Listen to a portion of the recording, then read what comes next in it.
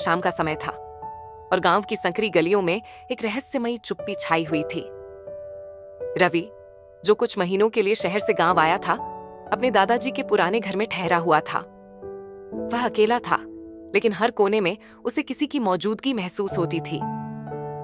दादाजी ने उससे कहा था कि इस घर में रात के समय बाहर ना निकलना, पर रवि ने इसे नजरअंदाज किया। यह सब अंधविश्वास है, उसने खुद से कहा।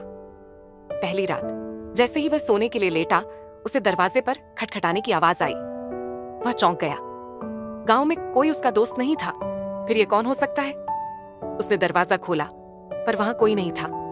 वह थोड़ी देर खड़ा रहा और फिर सोने चला गया, पर उसे नींद नहीं आई। अगली रात उसे फिर वहीं खटखटाने की आवाज सुनाई दी।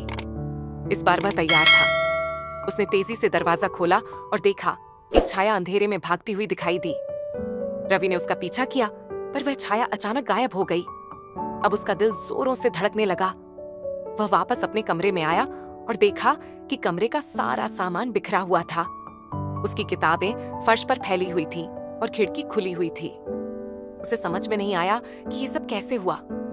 रवि ने सोचा कि अगले दिन किसी से मदद मांगेगा, लेकिन जब उसने गांव वालों से बात की तो उन्होंने इस घर के बारे में बताने से इनकार कर दिया।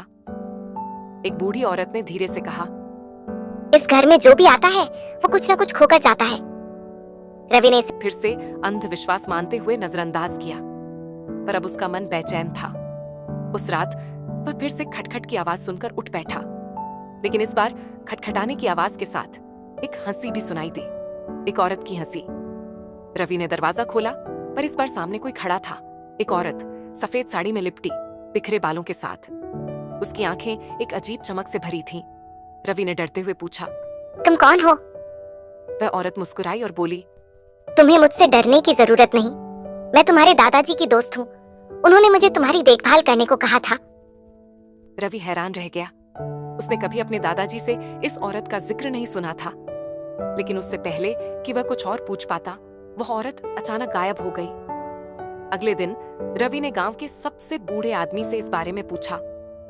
बूढ़े आदमी ने उसकी बात सुनकर सिर हिलाया और कहा, तुम्हारे दादाजी की एक पुरानी दोस्त थी जो इसी घर में रहती थी, लेकिन उसकी मौत कई साल पहले हो चुकी है। रवि के चेहरे पर पसीना आ गया। उसने महसूस किया कि जो औरत उसे दिखी थी वह कोई साधारण इंसान नहीं थी। वह अब डरने लगा था, पर कुछ उसे उस घर में वापस खींच रहा था। उस रात रवि ने ठान लिया कि वह इस रहस्य को सुलझाएगा।